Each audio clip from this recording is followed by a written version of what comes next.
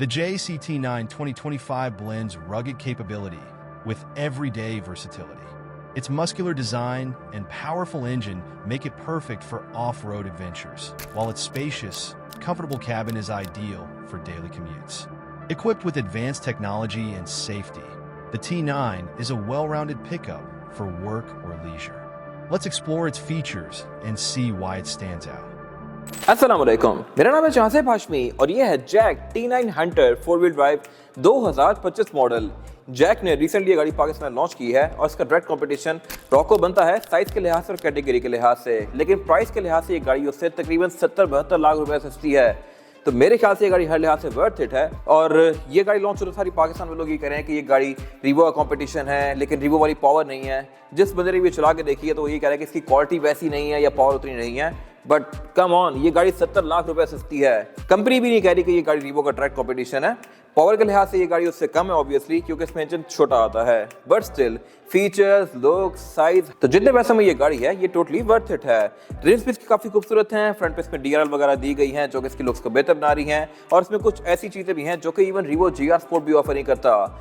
ये सब मैं कवर करूंगा इस रिव्यू में। अब अगर बात की सबसे पॉइंट चीज की तो वो है इस गाड़ी की प्राइस। इसकी प्राइस 1,03,40,000 है सारे टैक्सेस मिला के, और ये बुकिंग अमाउंट है। ये गाड़ी अभी डिस्प्ले के लिए साइकिल मोटरस्पोर्ट पे अवेलेबल है। इसकी डिलीवरी 2 हफ्ते बाद से शुरू हो जाएंगी। अगर आपने इसके बारे में कोई इन्फॉर्मेशन लेनी है तो आप दिए गए नंबर्स पे कॉल कर सकते हैं, या फिर आप साइकिल मोटरस्पोर्ट को विजिट कर सकते हैं, जो कि रावलपिंडी में DH2 के गेट 1 के ऑपोजिट लोकेटेड है। हमारी एक और ब्रांच भी है जो कि रावलपिंडी में मरी रोड पे लोकेटेड है।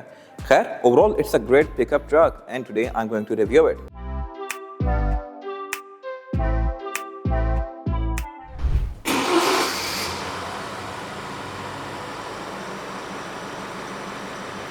Let's start with the exterior of this car. अगर आपने वीडियो यहाँ तक देख लिया है तो मेरे चैनल सब्सक्राइब जरूर कर लीजिएगा। मैं रोज ही इस तरह की या फिर इससे कई तरह लग्जरियस गाड़ियों की वीडियोस लेके आता रहता हूँ। खैर, अगर बात की जाए इस गाड़ी की तो लुक्स के लिहाज से ये गाड़ी बहुत सारी गाड़ियों का मिक्स एंड मैच है। बैक से ये गाड़ी काफी हद तक टंड्रा से मिलती है, फ्रंट से डॉज रैम से मिलती है, इंटीरियर से फोर्ड F-150 से मिलती है जो कि यहाँ खड़ा भी हुआ है। ये सब मैं कवर करूंगा आगे जाके। फिलहाल अगर बात की जाए फीचर्स की तो इसमें बहुत जबरदस्त किए गए हैं। इस तरह से कि हेडलाइट इसकी LED वाली है, ये बेसिकली बाइजोन प्रोजेक्शन लैंप है। फॉग लैंप भी इसका LED में है, और इसके अलावा ऊपर ये DRL दी गई है जो कि इसकी लुक्स को काफी एग्रेसिव बना रही है। फिर फ्रंट पे इसकी एक काफी मैसिव जैक का लोगो दिया गया है और ग्रिल दी गई है। ये बेसिकली मैश डिजाइन है और इसकी लुक्स को काफी एग्रेसिव बना रहा है। बाकी बोनट में भी इसके काफी स्ट्रॉन्ग ट्रैक्टर लाइंस दी गई हैं, और इसमें बहुत सारे ये बीफी से मैट ब्लैक एरियाज दिए गए हैं। लेकिन ये गाड़ी चाइनीज होने का एक सबूत दे रही है, और वो ये है कि इसमें ये फेक टो हुक्स दिए गए हैं यहाँ पे। I am not sure why, ना हो रहे तो बेहतर था, बट यहाँ पे जैसी लुक दी गई है। असल गाड़ियों में प्रॉपर ये हुक्स आते हैं जो कि गाड़ी के चेसिस माउंटेड होते हैं, बट इस केस में ऐसा कुछ नहीं है। बाकी फ्रंट पे गाड़ी पार्किंग सेंसर्स ऑफर करती है, और अगर इसकी हेडलाइट्स काफी देर ऑन रहे तो ये खुद ही बंद भी हो जाती हैं। और इसके अलावा यहाँ पे सबसे मजेदार चीज जो है वो है ये कैमरा। इसमें 360 डिग्री कैमरा सेटअप भी आता है जो कि प्राडो भी इवन TXL में ऑफर करती है, TX में ऑफर नहीं करती। और TXL में भी हर गाड़ी में नहीं होता, कुछ गाड़ियों में होता है, लेकिन ये गाड़ी अंडर 1 करोड़ ही ऑफर कर रही है। और अगर बात की जाए इस गाड़ी की साइड प्रोफाइल की तो यहाँ पे काफी मैसिव ये ओवर फेंडर्स दिए गए हैं जो कि मैट ब्लैक ही हैं। ये बेसिकली है प्लास्टिक, इसके ऊपर पेंट नहीं है, रॉको में पेंट आता है। ये कुछ टाइम बाद शायद थोड़े से ग्रे से हो जाएं, बट स्टिल इसकी लुक्स को बहुत मजेदार बना रहे हैं। फिर इसके रिम्स भी लुक्स के लिहाज से बहुत ज़्यादा खूबसूरत हैं, और ये हैं भी 18 इंचेस के। और इसके अलावा इसके साइड पे ये कुछ फेक एलिमेंट सेट किए हुए हैं जो कि सिर्फ इसकी लुक पे अच्छा टच कर रहे हैं। अटेंशन डिटेल भी यहाँ पे काफ़ी रखी गई है। इस तरह से कि इसके DRL के अंदर यहाँ पे ये जैक का लोगो दिया हुआ है, और बाकी ये ओवर फेंडर्स जो है ये इसके फ्रंट बम्पर के अंदर कंटिन्यू कर जाते हैं, वैसे ही जैसा कि रॉको में आते हैं। और अगर बात की जाए इस गाड़ी की एब्सोल्यूट साइड प्रोफाइल की तो यहाँ पे ये गाड़ी आपके एक्सपेक्टेशंस को एक्सीड करेगी, क्योंकि इसमें फीचर्स काफी डिसेंट दिए गए हैं, और इसके अलावा लुक्स भी काफी अच्छी लिखी गई हैं।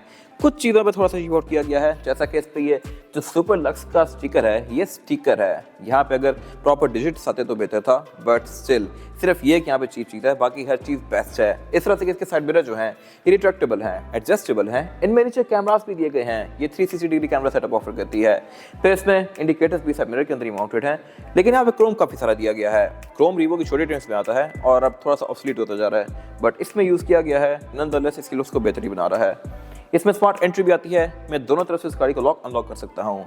और इस गाड़ी में एक और चीज़ भी अच्छी है, वो ये है कि अगर आपके पास चाबी है और गाड़ी ऑन है और आप चाबी को लेके बाहर निकलते हैं और दरवाजा बंद करते हैं तो ये गाड़ी हॉर्न देगी, अमेरिकन ट्रक्स की तरह। फोर्ड में भी सेम टू सेम ऐसे ही होता है। बाकी इसके अलावा इसमें जो ये फुट स्टेप्स हैं ये भी प्रॉपर हैमर जैसे दिए गए हैं। यूजुअली लोग रिवो या कोई भी डाला लेके उस पर इस तरह के साइड स्टेप और इस तरह का रोल बार आफ्टर मार्केट लेके लगवाते हैं, ऐड ऑन करवाते हैं। इसमें कंपनी से ही आया हुआ है, तो ये भी एक बहुत अच्छी चीज़ है। और इसके अलावा बाकी इसमें रूफ रेल्स दी गई हैं और इसका हाईलाइट फीचर है इस गाड़ी की सनरूफ इस कैटेगरी में पाकिस्तान में कोई भी ट्रक ऑफर नहीं कर रहा। डायरेक्ट कॉम्पिटिशन इस गाड़ी का Isuzu D-Max बनता है, Ford Sunlight बनता है, इस तरह की गाड़ियाँ बनती हैं, बट किसी भी सनरूफ नहीं आती। इवन इससे काफ़ी महंगी गाड़ी रिवो भी सनरूफ ऑफर नहीं कर रही, सिर्फ टंड्रा या फोर्ड F-150 वगैरह जैसी गाड़ियों में सनरूफ आती थी, बट अब इसने देख के ये ट्रेंड शुरू कर दिया है। फिर इसमें एक और चीज़ भी इंटरेस्टिंग है और वो ये है कि इसमें पडल लैंप्स आते हैं। अब जैसे ही दरवाज़ा खोलेंगे तो यहाँ पे नीचे जैक का लोगो डिस्प्ले कर रही होगी। और अगर बात की जाए इस वाले एंड की तो इसका बैक पे आके थोड़ा शॉर्ट हो जाता है। अगर ये रिवो की तरह बड़ा होता तो इसकी लुक बहुत बल्कि आती, बट नॉनदलेस ये भी ठीक है। एंट्री एग्जिट भी इस गाड़ी में आसान है क्योंकि बहुत ज़्यादा ऊंची नहीं है। और इसके अलावा ये गाड़ी 4x4 है ऑब्वियसली, अब इसको 4x4 4x2 के बीच में स्विच कर सकते हैं। बैक पे इसमें भी कमानियाँ यानी कि लीफ स्प्रिंग्स आते हैं और इसमें फिर ये रोल बार प्रॉपर कंपनी से लगा हुआ है, सॉलिड लोहे का। GR वगैरह में बैक पे प्लास्टिक आता है, अंदर उसके फ्रेम होता है, लेकिन लोग आफ्टर मार्केट लेके हैमर के उसमें लगवाते होते हैं, बट इसमें ये कंपनी से आया हुआ है। बाहर की तरफ इसमें ये हुक्स दिए हुए हैं बेसिकली, जिनसे आप सामान बांध सकते हैं इसके कैबिन के अंदर, और जस्ट ये बैजिंग वगैरह दी गई है। इसके जो ये और फेंडर्स हैं ये बैक पे आके रेयर बम्पर के साथ कंटिन्यू कर जाते हैं। और अगर बात की जाए रेयर एंड की तो टेल लाइट्स इसमें काफी हद तक नए वाले टंडरा से मिलती जुलती हैं। नॉनदलेस ये है LED में, लुक्स के लिहाज से खूबसूरत हैं। ट्रंक को लॉक करने के लिए यहाँ पे इसका नॉर्मल रिलीज दिया गया है, लेकिन इसी के अंदर इसका कैमरा भी इनकॉर्पोरेट किया गया है। नाइस नेचुरल डिटेल, और इसमें कोई हाइड्रोलिक नहीं आता, अगर होता तो मेरे ख्याल से अच्छी बात थी। और आपने अगर लगवाना है तो आप सेकंड मोड से लगवा सकते हैं। बाकी बेड भी इसका ठीक है स्पेस के लिहाज से, इसमें प्रॉपर जैक की केसिंग दी गई है, आप यहाँ पे चढ़ के बैठ भी सकते हैं ऑब्वियसली। और इसके अलावा बैक पे फीचर्स भी डिसेंट हैं, इस तरह से कि ये गाड़ी बैक पे भी पार्किंग सेंसर्स ऑफर करती है, जो कि रिवो में भी काफ़ी टाइम बाद जाके आए थे। फिर ये गाड़ी रेयर फॉग भी ऑफर करती है, इसमें नीचे ये लाइट्स लगी हुई हैं जिनको आप अंदर से फॉग के बाद ऑन कर सकते हैं। आप एक दफ़ा घुमाएंगे लेवर को तो फॉग ऑन होगी, दोबारा घुमाएंगे तो फिर इसकी ये रेयर फॉग ऑन हो जाएगी। बाकी रिवर्स वगैरह इसमें यहीं पे दिए हुए हैं। इसके अलावा बम्पर भी इसका लुक्स के लिहाज से डिसेंट है, ओवरऑल बैक पे लुक्स अच्छी हैं, लेकिन यहाँ पे ये जो इसमें स्टील के बार दिए हुए हैं ये मेरे ख्याल से अगर ना होते तो बेहतर था। अंदर से बाहर के व्यू के थोड़ा सा ऑब्स्ट्रक्ट करते हैं। बाकी इसमें बैक पे विंडो ओपन नहीं होती, ये फिक्स्ड ही है। और अब अगर बात की जाए इस गाड़ी के इंटीरियर की तो इंटीरियर पे भी ये गाड़ी आपके एक्सपेक्टेशन से काफी हद तक पूरी उतरेगी। इस तरह से कि इसमें स्क्रीन काफी मैसिव दी गई है और ये ऐसा नहीं है कि इसमें टेस्ला पैनल उठा के लगा दिया हो कुछ सोचे समझे बगैर। अगर आप बड़ी गाड़ियां देखें जितनी भी हैं, नए वाले फोर्ड्स देखें, नए वाले GMC वगैरह देखें, सब में स्क्रीन इसी तरह मैसिव आ रही हैं बड़ी सारी। साथ जो फोर्ड खड़ा हुआ है लिमिटेड, इसमें स्क्रीन इससे भी बड़ी है। फिर इसके अलावा इसके एयरवेंट्स वर्टिकल रखे गए हैं, गियर लेवल शिफ्ट पर वायर है और भी काफ़ी सारी चीज़ें इंटरेस्टिंग है जो मैं कवर करूंगा। फिलहाल अगर बात की स्टीयरिंग व्हील की तो ये भी लुक्स के लिहाज से डिसेंट है और किसी पिकअप ट्रक का नहीं लगता, ये काफ़ी डिसेंट है। और इसके अलावा इसमें मल्टीमीडिया कंट्रोल्स भी दिए गए हैं और बाकी हेडलाइट्स में ऑब्वियसली ऑटोमेटिक फीचर के साथ आती हैं, ये डे और नाइट को सेंस करके ऑटोमेटिकली ऑन और ऑफ होंगी। इसके अलावा इसमें फॉग के कंट्रोल भी फ्रंट और बैक दोनों के दिए गए हैं। और एक चीज़ यहाँ पे इंटरेस्टिंग ये है कि ये कंट्रोल्स फ्लिप्ड हैं। यूरोपियन कार्स की तरह इसमें हेडलाइट और इंडिकेटर का कंट्रोल यहाँ पे है, वाइपर का कंट्रोल यहाँ पे है। वाइपर भी बाय द वे इसमें रेन सेंसिंग है। फिर अगर बात की जाए मीटर की तो मीटर में भी इसके स्क्रीन दी गई है जो कि मोस्टली नई गाड़ियों में आ रही है। मैंने अभी कुछ टाइम पहले प्राडो का रिव्यू किया था 2025 मॉडल, उस के भी मीटर में स्क्रीन थी और वो भी इसी तरह छोटी सी थी। साइड पे इसके चंगान की तरह के हीट और फ्यूल के गेज दिए गए हैं और ये स्क्रीन आपको काफ़ी सारी चीज़ें शो करवाएगी इसकी, जैसा कि ट्रिप्स, एवरेज किलोमीटर पर लीटर, आउटसाइड टेम्परेचर, TPM। इसमें टायर प्रेशर मॉनिटर भी आता है जो कि रिवो ऑफर नहीं करता, तो ये इसकी अच्छी चीज़ है। इसकी आप मीटर की थीम्स को भी चेंज कर सकते हैं और इसके अलावा ये ओपन डोर्स वगैरह भी आपको यहाँ पे शो करवाएगी। इसके अलावा जो मीटर की हाउसिंग है ये पूरी ही सॉफ्ट टच पैडिंग की फिनिश में है ये तकरीबन प्लास्टिक ही, लेकिन ये उस तरह चीप नहीं है जैसा कि मोस्टली गाड़ी में आता है। इस पर अगर आप फिंगर स्क्रैच करें तो कोई आवाज़ नहीं आ रही, हालांकि चीप प्लास्टिक इस तरह के होते हैं। रिवो का डैशबोर्ड चीप प्लास्टिक का है, इसका थोड़ा सा बेहतर है। फिर अगेन फोर्ड की तरह यहाँ पे ये थोड़ा सा एरिया नीचे दिया गया है, यहाँ पे कुछ है नहीं। फोर्ड में यहाँ पे B&O का साउंड सिस्टम आता है, तो ये बेसिकली इसका डिज़ाइन कॉपी किया गया है, लेकिन सेम वैसा नहीं रखा गया।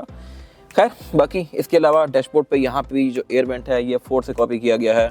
ये वाला सारा एरिया भी काफ़ी हद तक मिलता जुलता है, बट नाइस ट्राई, सब कुछ यहाँ पे काफ़ी प्रीमियम है। ये वाले एरियाज लेदर के हैं। इसमें एम्बियंट लाइट भी आती है, यहाँ पे लाइट फ्लैश होती रहेगी एम्बियंट लाइट। यहाँ भी कप होल्डर्स में वायरलेस चार्जर के आसपास एम्बियंट लाइट्स फ्लैश हो रही होती हैं।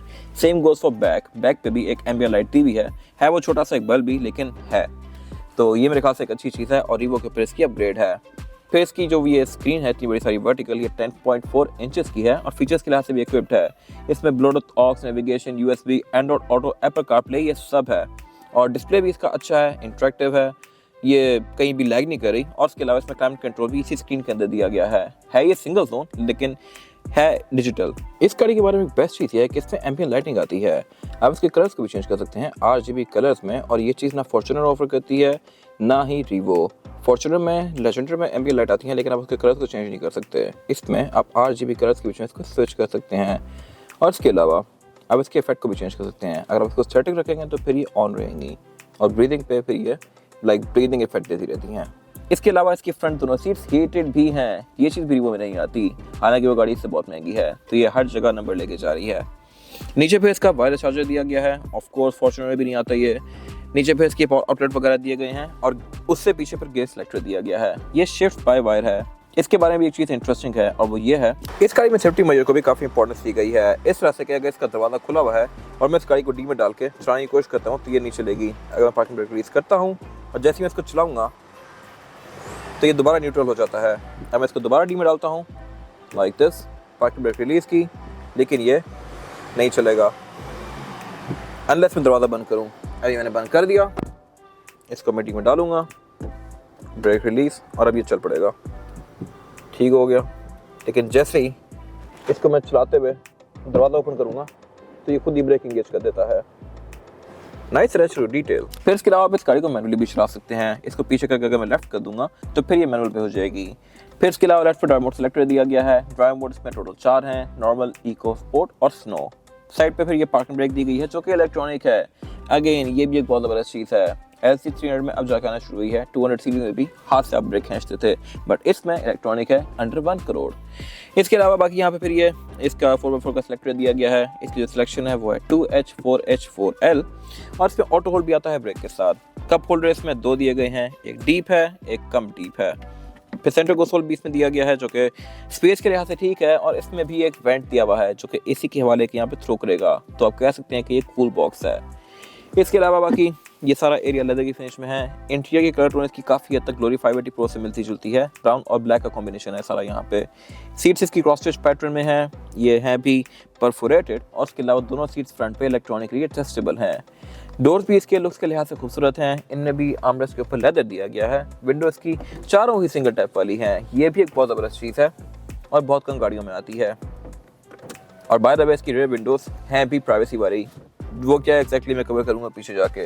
राइट पे इसको शॉक कंट्रोल्स दिए गए हैं, जैसे कि साइड मिरर के फोल्ड अनफोल्ड के, इसके साइड मिरर रिट्रैक्टेबल हैं, और इसके अलावा इसकी हेडलाइट की हाइट को भी एडजस्ट कर सकते हैं। वैनिटी मिरर इस गाड़ी में सिर्फ पैसेंजर के लिए आता है, ड्राइवर के लिए नहीं दिया गया। लेकिन यहाँ पे जो एक चीज़ और ज़बरदस्त है वो ये है कि इसका रेयर व्यू मिरर भी ऑटो डिमिंग वाला है, ये भी रीवो में नहीं आता, तो यहाँ भी ये गाड़ी नंबर लेके जाती है। इसके अलावा केबल एक्सिस की ये LED में है। सनग्लास होल्डर भी यहाँ पे दिया गया है, और सन रूफ भी दी गई है इसमें, जो कि इस कैटेगरी में किसी में नहीं है और इसने दे दी है, तो अब शायद आगे जाके नई गाड़ियों में आने लग जाए, बट इसने ये ट्रेंड स्टार्ट किया है। और इसके अलावा इसमें एयर बैग भी 6 हैं, नाइस। इसके अलावा यहाँ कुछ खास है नहीं। और इसके बाद अगर बात की जाए इस गाड़ी में रेयर पैसेंजर्स के लिए सीटिंग कैपेसिटी की, तो ये भी बैक पे सफिशिएंट है। मेरे पास यहाँ पे लेग रूम ठीक है, ट्रक्स के लिहाज से ये सही है, और हेडरूम का इसमें कोई खास इशू नहीं है। बैक पे इस गाड़ी में 3 लोग कंफर्टेबली बैठ सकते हैं, 4 आना चाहें तो वो भी आ जाएंगे, लेकिन फिर ज़्यादा कंफर्टेबल नहीं होंगे। ये ऑलमोस्ट रीवो जितना ही स्पेशियस है, बट यहाँ पे बैक पे पावर आउटलेट्स भी दिए गए हैं और एयरवेंट्स भी दिए गए हैं। पावर आउटलेट यहाँ पे C2C भी है और सिंपल भी है, USB पावर आउटलेट। और इसके अलावा यहाँ पे प्रॉपर एक स्विच भी दिया गया है जहाँ पर आप अपना मोबाइल का चार्जर लगा के इसको चार्ज कर सकते हैं फ़ोन को।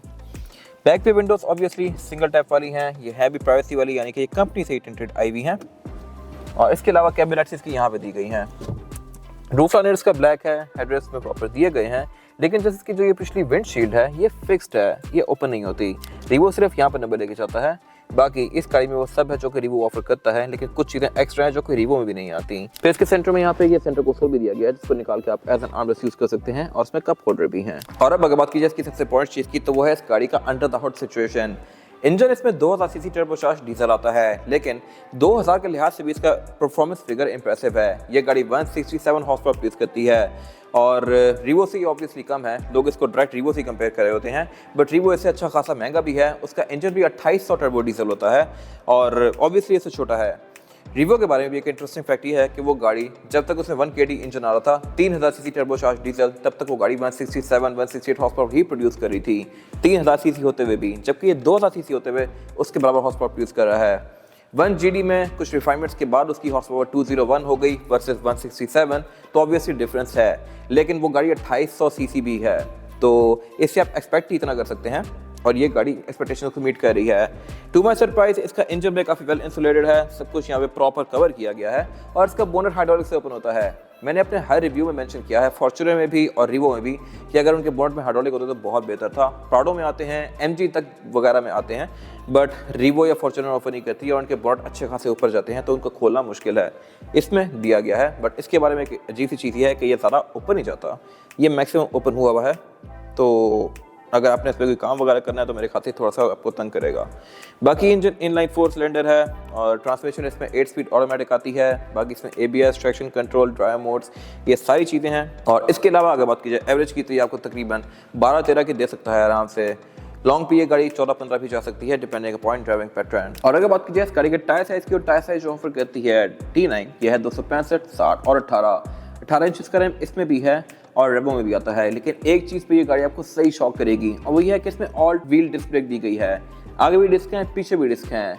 रेवो में फ्रंट पे डिस्क ब्रेक आती है, बैक पे ड्रम ब्रेक्स होती हैं। For your information, disc brake एक बेहतर चीज़ है और इसमें दी गई है। रिवो से इसकी ब्रेकिंग भी शायद बेहतर हो, तो ये मेरे ख्याल से बड़ी ज़बरदस्त चीज़ है। और उसके अलावा सस्पेंशन भी इसका ठीक है। टायर्स में GT 4x4 है, ये चंगान की गाड़ियों में भी GT आता होता है।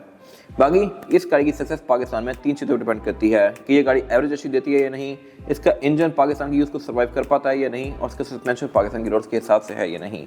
अगर ये गाड़ी इन तीनों चीज़ों में पास होती है तो फिर ये पाकिस्तान में सही हिट होगी। लेकिन अगर इसकी एवरेज अच्छी नहीं आती तो फिर शायद ये रह जाए, या इसके पार्ट्स अवेलेबल नहीं होते, इंजन अगर अंडर पावर है, सस्पेंशन अगर बहुत ज़्यादा रिजिड है या खड़क जाता है तो फिर ये गाड़ी शायद फेल हो जाए।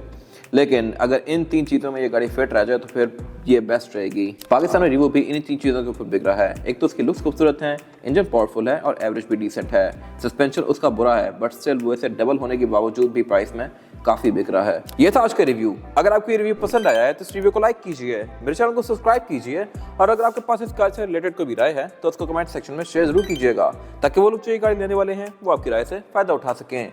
अपना ख्याल रखिएगा। Thank you.